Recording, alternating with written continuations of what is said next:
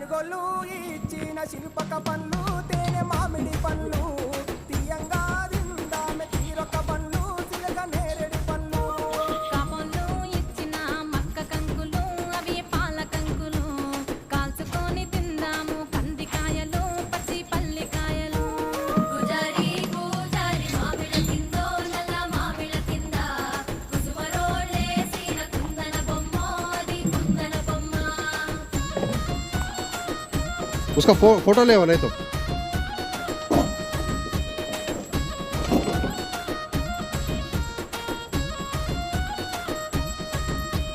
బెస్తోలు పెట్టిన పచ్చి చేపలు అవి వట్టి చేపలు